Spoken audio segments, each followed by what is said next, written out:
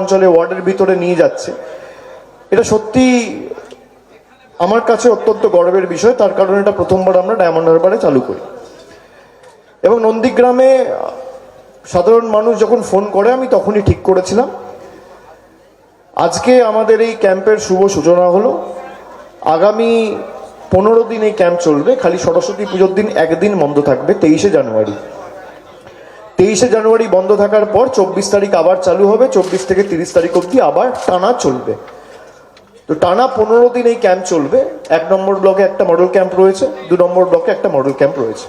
এবং যে সমস্ত রেফারেল কেসগুলো আসছে সেগুলো কিছু রেফারেল কেস উলুবেড়িয়ায় যাবে, কিছু কলকাতায় যাবে। সেগুলো মনিটর করার জন্য একটা ডেডিকেটেড টিম আমরা করেছি, যাতে মানুষের কোনো অসুবিধা না হয়। এবং শহীদ পরিবারের যারা সদস্য ছিল তারা এই ক্যাম্প আজকে উদ্বোধন করেছে। আমি কৃতজ্ঞতা জানাই তাদেরকে।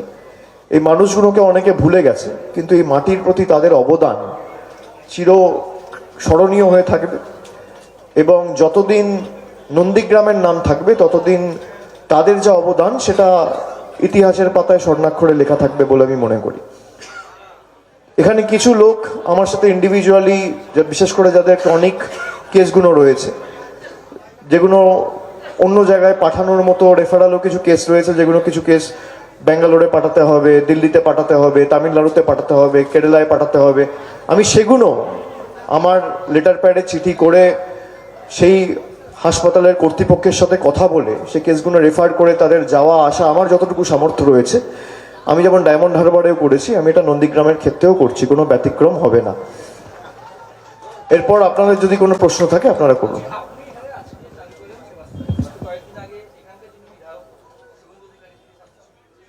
আপনি মাইক নিন, তাহলে যারা আছে শুনতে পাবে এবং সবাই বুঝতে পারবে।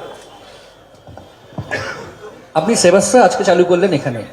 গত কয়েকদিন আগে এখানকার যিনি বিধায়ক শুভেন্দু অধিকারী, তিনি স্বাস্থ্য শিবির করেছেন এবং গত 2-1 দিন ধরে তৃণমূল কংগ্রেস অভিযোগ করেছে যে এখানকার বেশ কিছু পোস্টার, ব্যানার, হোর্ডিং ছিঁড়ে দেওয়া হয়েছে সেবাশ্রয়। সব মিলে কি বলবেন? না দেখুন, আমি যেটা আপনাদের বললাম যে আমি প্রথমবার অক্টোবরে ফোন পাই। মানুষের অধিকার রয়েছে বলার। আমার একটা হেল্পলাইন নাম্বার রয়েছে, এক ডাকে অভিষেক। সেখানে খালি ডায়মন্ড হারবারের লোকজন নয়, বাংলার যে কোনো প্রান্ত থেকে যে কেউ ফোন করতে পারে, যে কোনো সমস্যার কথা তারা জানাতে পারে। নন্দীগ্রামের মানুষ ফোন করে জানিয়েছিল এবং সেটা খবরে আসতে তখন তিনি নভেম্বর মাসে শুরু করেছিলেন। কিন্তু আমি যেটা শুনেছি 2-3 দিন করে আবার বন্ধ করে দেয়। তারপর আবার যে নন্দীগ্রামে সেবাশ্রয়ের পোস্টার, ব্যানার দেখতে পায় আবার চালু করে। তো এটাই বোঝা যাচ্ছে যে লোক যদি আলটিমেটলি সেবাশ্রয় মডেলকে এন্ডোর্স করে, তাহলে মানুষ অরিজিনালের পক্ষে থাকবে, ডুপ্লিকেটের পক্ষে কেন থাকবে? যারা সেবাশ্রয় চালু করেছে, আমি এই যেখানে চালু করলাম, আপনারা অনেকে বলতে পারেন যে ভোটের আগে চালু করলো। ভোটের আগে যদি চালু করে বা তৃণমূল এখানে জেতেনি বলে চালু করেছে, তাহলে এরকম 78টা কেন্দ্র রয়েছে যেখানে তৃণমূল হেরেছে। 77টা পেয়েছিল বিজেপি, একটা পেয়েছিল আইএসএফ। তো সেই 78টা কেন্দ্র তো চালু করা হয়নি। কিন্তু মানুষ যদি আমার কাছে দাবি রাখে, আমি সেই দাবিতে সাড়া দিয়ে আমার যতটুকু সামর্থ্য রয়েছে সেই সামর্থ্য অনুযায়ী কাজ করতে বদ্ধপরিকর।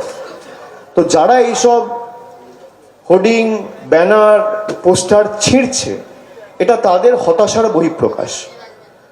তারা জানে যে তাদের রাজনৈতিক মাটি পায়ের তলা থেকে সরে গেছে এবং তারা চায় না 4টে মানুষ বাড়তি উপকৃত হোক বা স্বাস্থ্য পরিষেবা পাক।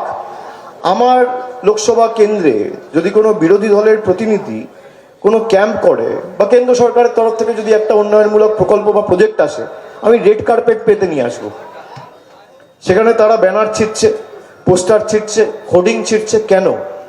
মানুষকে বঞ্চিত করে রাখা, নিপীড়িত করে রাখা, মানুষ পরিষেবা যাতে না পায়। আপনি এত বড় নেতা হলে, এতদিন ধরে বিজেপি সরকার কেন্দ্রে ক্ষমতায় রয়েছে, আজকে নেই করে 12 বছর, আর আপনি বিজেপিতে গেছেন 2020 সালে। 2020 থেকে 26, 6 বছর, আমি 1 বছর কেটে দিচ্ছি, 5 বছর। 5 বছরে নন্দীগ্রামের জন্য কি এনেছে? 4টে রাস্তা এনেছে, 2টো জলের প্রকল্প এনেছে, 4টে লোককে ছাদের ব্যবস্থা করে দিয়েছে। কোনো পরিযায়ী শ্রমিক যদি বাইরে কাজ করতে গিয়ে বিপদের মুখে পড়েছে, তাকে তার সাহায্যটুকু একটা জনপ্রতিনিধি হিসেবে যতটুকু সাহায্য করা উচিত ততটুকু সাহায্যের হাতও বাড়ায়নি। ভীমচন্দ্র বারিক বলে একজন ভদ্রলোকের কথা আপনাদের সকলের মনে থাকবে। যাকে কেরালায় ধাক্কা দিয়ে মেরে ফেলা হয়েছিল, তার ডেড বডিটুকু পর্যন্ত আনার সৎসাহস বা সৌজন্যতা এই বিধানসভার বিধায়ক দেখেননি। এটা আপনার কর্তব্য নয়? তৃণমূলের প্রতিনিধিরা তার বাড়িতে গেছে, তার মৃতদেহকে কেরালা থেকে কলকাতা অবধি নিয়ে এসে নন্দীগ্রামে পৌঁছে দেওয়ার ব্যবস্থা তৃণমূল করেছে। যদিও তৃণমূল নন্দীগ্রামে যেতেনি, কিন্তু মানুষের পাশে দাঁড়ানোর প্রশ্ন যখনই উঠেছে, তৃণমূল ছাড়া মানুষ আর কাউকে পায়ওনি। এটাই পার্থক্য। আজকে এসআইআর এর নাম করে আমার কাছে তথ্য রয়েছে, এই যে 7-8 জন আত্মঘাতী হয়েছে খালি পূর্ব মেদিনীপুর জেলা থেকে। আপনি হিন্দু মুসলমানের কথা বলেন, এখান থেকে প্রায় 8 জন মারা গেছে এসআইআর ঘোষণা হওয়ার পর থেকে। এদের মধ্যে কজন হিন্দু কজন মুসলমান শুভেন্দু অধিকারীর নলেজে রয়েছে? কাদের কারণে মারা গেছে? যারা এসআইআর করে গলা ফাটিয়েছিল। আজকে এই 8 জন মানুষের মৃত্যুর দায় কার? আপনারা চাইলে আমি নামগুলো পড়ে দিতে পারি, এবং সেখানে যেমন হিন্দু সম্প্রদায়ের মানুষ রয়েছে, সংখ্যালঘু সম্প্রদায়ের মানুষও রয়েছে। কিন্তু আমরা তো জাতি ধর্ম দেখে মানুষকে মৃত্যুর মুখে ঠেলে দিই না। যারা হিন্দুদের রক্ষাকর্তা হিসেবে নিজেদেরকে দাবি করে, এই 8 জনের মধ্যে 6 জন হিন্দু যারা মারা গেছে, তাদের বাড়িতে কি একবার বিজেপির কোনো প্রতিনিধি গেছে? বিরোধী দল নেতা কারো পাঠিয়েছে? বিজেপির কোনো নেতা গেছে? সুতরাং সেবাশ্রয় দেখে যারা বিচলিত, যারা ভীত, যারা সন্ত্রস্ত, যাদের মনে কাঁপুনি শুরু হয়ে গেছে, সেবাশ্রয় চলবে। এবং আগামী দিন মানুষ যদি চায়, মানুষ যদি সুযোগ দেয় তৃণমূল কংগ্রেসকে কাজ করার, সেবাশ্রয় প্রতি বছর নন্দীগ্রামে হবে, কারণ বুকের পাটা থাকলে আটকে রাখা যাবে। 2021 সালের বিধানসভা নির্বাচনে এই কেন্দ্রে বিজেপি জিতেছিল 1956 ভোটে। আপনি যা মানুষের স্বতঃস্ফূর্ততা দেখে আসলেন, আপনার জয়ের টার্গেট কত? 1 নম্বর প্রশ্ন। আর দ্বিতীয়ত হচ্ছে ডায়মন্ড হারবারের পর নন্দীগ্রাম, পরের ডেস্টিনেশন কি বালুরঘাট সেবাশ্রয়ের? না না, এগুলো তো সাবজেক্ট টু স্পেকুলেশন। বালুরঘাটে তো বিজেপির অনেক বড় বড় নেতা রয়েছে, তো তারা তাদের মধ্যে যে আপনি যার কথা মেনশন করছেন, আপনি যেহেতু বালুরঘাট বললেন আমি বলছি, ওখানে বিজেপির প্রতিমন্ত্রী রয়েছে, কেন্দ্র সরকারের প্রতিমন্ত্রী। তা তিনি কি করেছেন তিনি বলতে পারবেন। আর সেবাশ্রয় কোথায় হবে? খালি বালুরঘাট কেন, সেবাশ্রয় দার্জিলিংয়ে হতে পারে, সেবাশ্রয় যে কোনো জায়গায় হতে পারে, খেজুরিতে হতে পারে, সেবাশ্রয় এমনকি আলিপুরদুয়ারে হতে পারে, দিনাটাতে হতে পারে, মাথাভাঙাতে হতে পারে, কুমারগ্রামে হতে পারে, সেবাশ্রয় চণ্ডীপুরে হতে পারে, সব জায়গাতে হতে পারে, খালি বালুরঘাট কেন? আর আপনি আমার টার্গেট নিয়ে জিজ্ঞেস করছেন যে আমাদের টার্গেট কি। আমরা প্রত্যেকটা আসনে যখন লড়াই করি, আমরা জেতার জন্য লড়াই করি, আমরা হারার জন্য লড়াই করি না। আমি 294টা আসনে যখন জিতবো, আমার দলের সিম্বল নিয়ে আমরা যখন কর্মীদেরকে নিয়ে প্রচারে নামবো, মানুষের কাছে আমাদের উন্নয়নের খতিয়ান নিয়ে মানুষের কাছে পৌঁছাবো, আমাদের সরকার 15 বছরে কি কাজ করেছে, আমার লক্ষ্য প্রত্যেকটা আসনে যাতে জোড়া ফুলের প্রার্থীরা জেতে। আমার টার্গেট 294 জেতা। কটা তৃণমূল জিতবে আর কটা তৃণমূল হারবে, তার মূল্যায়ন তো সাধারণ মানুষ করবে, সেটা মানুষের উপর ছেড়ে দেওয়া হোক। আরো খবর পেপার এবং বাংলা জাগো চ্যানেল থেকে চয়নিকা ব্যানার্জি। কিছুক্ষণ আগে এসআইআর প্রসঙ্গে আপনি বললেন, আমরা দেখলাম যে প্রথম পর্বে আত্মহত্যা, তারপরে আন্দোলন, এখন গণ ইস্তফা। গতকালই আমরা দেখেছি ফরাক্কায় এত হিউজ প্রেশার, বিভিন্ন সময় হোয়াটসঅ্যাপে যে ধরনের মেসেজ দেওয়া হচ্ছে এবং প্রতিনিয়ত চেঞ্জ করা হচ্ছে, তার জন্য গণ ইস্তফা দেওয়া হলো। আপনারা 5 বার চিঠি লিখে ফেলেছেন ইতিমধ্যেই, কিন্তু এখনো পর্যন্ত কোনো সৎ উত্তর কিংবা সৎ পদক্ষেপ নেওয়া হয়নি। আপনি কি বলবেন নির্বাচন কমিশনের ভূমিকা নিয়ে? না, আপনারা এটা দেখেছেন, এমনকি মুখ্যমন্ত্রী নিজে 4 বার চিঠি লিখেছে, তার কোনো সদুত্তর পাইনি। আমরা ডিসেম্বর মাসের 31 তারিখ দিল্লিতে গিয়ে ইলেকশন কমিশনের ফুল বেঞ্চের সাথে বৈঠক করেছি। সেখানে বেসিক যে আমাদের প্রশ্নগুলো ছিল, কোনো প্রশ্নের সদুত্তর আমরা পাইনি, একটা প্রশ্নেরও। এবং এই যে লজিক্যাল ডিসক্রিপেন্সির নামে যাকে যখন ইচ্ছা ডেকে পাঠানো, নোটিশ দেওয়া, এটা একমাত্র বাংলায় হচ্ছে। ভারতবর্ষে যেখানে যেখানে এসআইআর হচ্ছে, আমি আপনাদের অনুরোধ করব যে আপনার সাংবাদিকদের এটা কর্তব্য মানুষকে অবগত করা। Logical discrepancy only in Bengal, আর কোথাও কিন্তু লজিক্যাল ডিসক্রিপেন্সির কোনো কেস নেই। এই সাসপিশন লিস্ট তৈরি করা এবং মানুষকে যখন ইচ্ছা হয়রানি করার জন্য একটা নোটিশ পাঠিয়ে দিলাম, তার নামের একটা বানান ভুল রয়েছে তো আপনার জন্য। আপনার কাছে হয় 2002 এর লিস্ট নেই, নইলে ডিজিটাইজ লিস্ট আপনার কাছে নেই, নইলে বিএলওদের আপনার ট্রেনিং নেননি। অপরিকল্পিতভাবে মানুষকে হয়রান করার জন্য এসআইআর ঘোষণা হয়েছে। এটাই তো আমরা প্রথম দিন থেকে বলে আসছি, অপরিকল্পিত এসআইআর। আজকে বিএলওরা যে আত্মঘাতী হয়েছে, আত্মহত্যা করেছে, দায় কাকে দিয়েছে? নির্বাচন কমিশনকে দিয়েছে। তার কারণ হঠাৎ করে সব দায় বিএলওদের উপর চাপিয়ে দেওয়া হচ্ছে, যে আজকের মধ্যে 1000 ফর্ম ডিজিটাইজ করতে হবে, আজকের মধ্যে এতগুলো ফর্ম কমপ্লিট করতে হবে। কি করে করবে? তারা তো মানুষ। আপনি কোনো রকম কোনো প্রশিক্ষণের ব্যবস্থা করবেন না, তাদেরকে ট্রেনিং দেবেন না, তাদেরকে রিসোর্স দেবেন না, তারা করবে কোত্থেকে?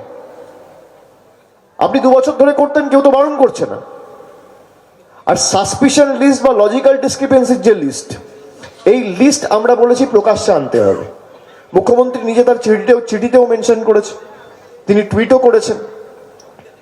লজিক্যাল ডিসক্রিপেন্সির লিস্ট কেন্দ্রীয় নির্বাচন কমিশন, যেটাকে আমরা বিজেপির সহচরী বা বিজেপির সহকর্মী বা সহচরী সংস্থা, সহকারী সংস্থা বলে দাবি করছি, তারা যদি লজিক্যাল ডিসক্রিপেন্সির লিস্ট পাবলিক না করে, জনসমক্ষে না আনে, তাহলে আন্দোলন হবে। আন্দোলন কলকাতাতেও হবে, দিল্লিতেও হবে। কারোর বুকের পাঁটা নিয়ে আটকাবে। কার নাম লজিক্যাল ডিসক্রিপেন্সিতে রয়েছে, কেন ইলেকশন কমিশন বিএলওদের বলবে না যে আপনারা লিস্ট পাবলিশ করুন? কেন লিস্ট পাবলিশ করা হবে না? কিসের ভয়? তার কারণ আজকে যে লোকটার নাম রয়েছে, কালকে তার জায়গায় অন্য লোকের নাম ঢুকিয়ে দেওয়া হচ্ছে। আজকে যদি একটা বিধানসভা থেকে 5000 কেস হয়, আপনি দেখবেন কালকে খোঁজ নেবেন 5000টা হয়ে গেছে 8000, আবার 4 দিন পর দেখবেন 8000টা হয়ে গেছে 3000, 10 দিন পর চেক করবেন দেখবেন 3000 হয়ে গেছে 30000। এই যে ডাইনামিক, আজকে 3000, কালকে 5000, পরশু 8000, তারপরের দিন 10000, হঠাৎ করে 30000। আমি মালদায় গেছি, মালদায় এক একটা বিধানসভা থেকে লজিক্যাল ডিসক্রিপেন্সির নম্বর হচ্ছে 90000, 92000। একটা বিধানসভায় 2 লক্ষ ভোটার থাকে না, আপনি সেখানে 90000 বলছেন লজিক্যাল ডিসক্রিপেন্সি। মানে মানুষকে কিভাবে হয়রান করার পরিকল্পনা বা চক্রান্ত। এমনকি বয়স্কদের রেয়াত করছে না, বয়স্কদেরও ছাড়ছে না। 85 বছর বয়স, হুইল চেয়ার নিয়ে আসছে, বলছে নাম কেটে দিলে কোনো সরকারি পরিষেবা পাবেন না, সুবিধা পাবেন না। এই ইস্যু নিয়ে আমরা বিগত দিনেও নির্বাচন কমিশনকে একাধিক প্রশ্ন করেছি, আমরা কোনো সদুত্তর পাইনি। আমরা আগামী দিনও করব, এবং যতদিন না লিস্ট পাবলিশ হবে ততদিনই আন্দোলন চলবে। আন্দোলন এখনো শুরু হয়নি। আন্দোলন যেদিনকে শুরু হবে, ইলেকশন কমিশন বুঝতে পারবে বাংলা কি, বাংলার মাটি কিসের মাটি, আর বাংলার মানুষ কি ধাতুতে তৈরি। তারা আমাদের গুলিয়ে ফেলছে গুজরাট আর উত্তরপ্রদেশের সাথে। আজকে এই যে 82 জন মারা গেছে, এদের মৃত্যুর দায় কার? জ্ঞানেশ কুমারের, চিফ ইলেকটোরাল অফিসারের। এদের কারণে মানুষ আত্মঘাতী হয়েছে। এই বিএলওগুলোকে তৃণমূল সরকার অ্যাপয়েন্ট করেনি, ইলেকশন কমিশন অ্যাপয়েন্ট করেছে। এই বিএলওরা তাদের সুইসাইড নোটে ইলেকশন কমিশনকে দায়ী করে গেছে। দায় ইলেকশন কমিশনের, এড়াতে পারে না। আর এই যে 82 জন প্রায় মারা গেছে, এর মধ্যে কতজন হিন্দু আর কতজন মুসলমান? বিজেপিকে জিজ্ঞেস করুন তো। যারা হিন্দু ধর্মের প্রতিনিধি ছিল, তাদের বাড়িতে একবার গেছে বিজেপি? আমি তো সংখ্যালঘু ছেড়ে দিলাম, বিজেপি তো নিজেদেরকে হিন্দু ধর্মের ধারক বাহক বলে।